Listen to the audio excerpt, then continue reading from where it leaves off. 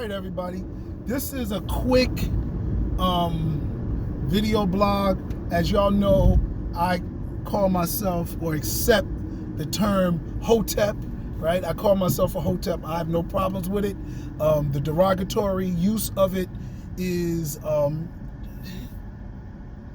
just nasty, or it's a reaction to misinterpretations of conscious people, and I don't want conscious people to be defined by people who are conscious who have misused their consciousness. Okay, so because I call myself a Hotep doesn't mean I embrace everybody who is called a Hotep's use of consciousness or African consciousness or African spirituality.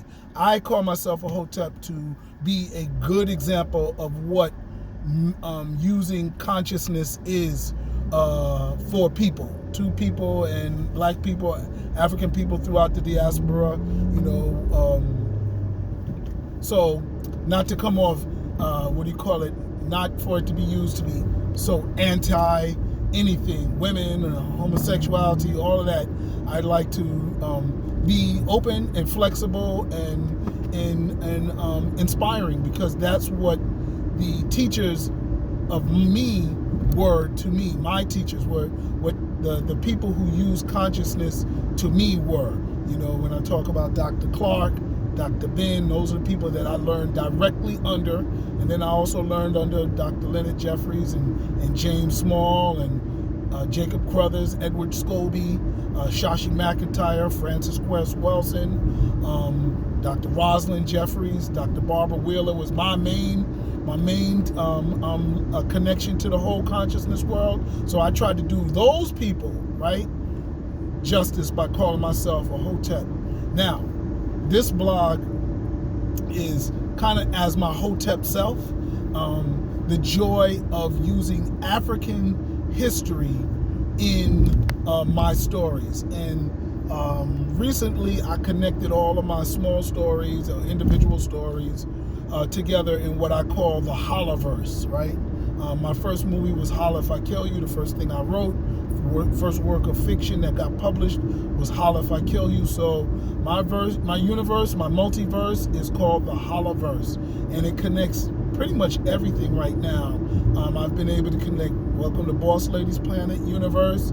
I've been able to connect all my supernatural characters, Thug Angel, Fingernails, my Leprechaun, my Black Nun, my Blackjack the Pumpkinhead, all of those together, my Rashida the Zombie Killer, my Nomis in my It Happened on Negro Mountain story, and recently my Planet Keelan comic book has found a way to be connected to the Holoverse.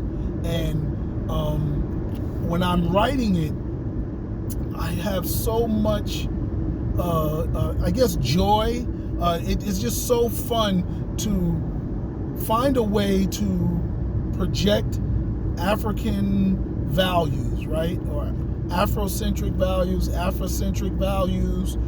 conscious, whatever you want to call it, values in my stories, and in real creative ways. Like I have a group of characters in Planet Keelan, the third book, right?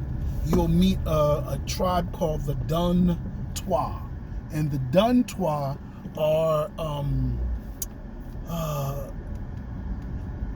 a combination of the dung beetle and the Twa people, and they bury their children in the ground. The women lay and fertilize their eggs or their fluid in black soil in this in the forest of Planet Keelan, and then the men put their sperm or fertilize it afterwards, and the children grow in embryos in the ground and then come out as hatchlings.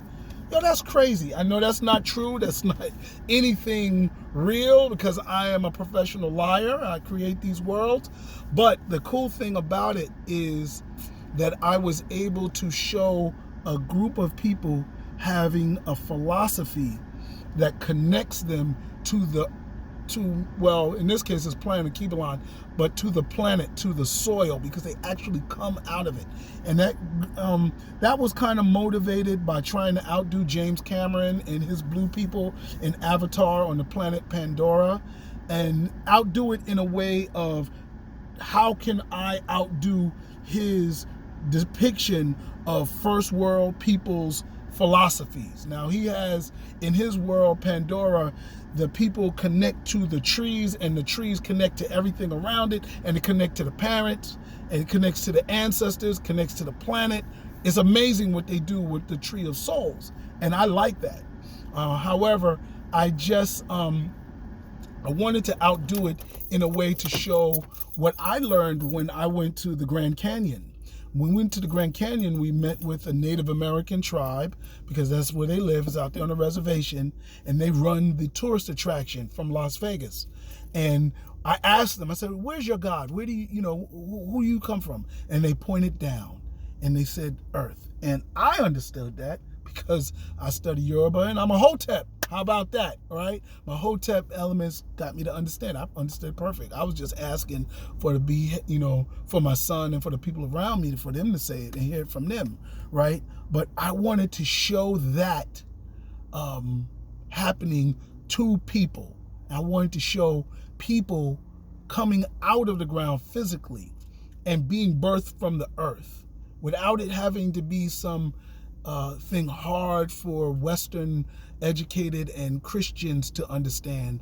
I wanted to show it real. So that was so beautiful that I was able to put that into a story, and I'm able to use that in my stories. It's like, I felt like I was giving birth coming up with that idea. But anyway, that's it. The joy of using African history in my stories, or African philosophies. The joy of being a Hotep writer. How about that? Ooh, good title. All right, talk to you later, Pete.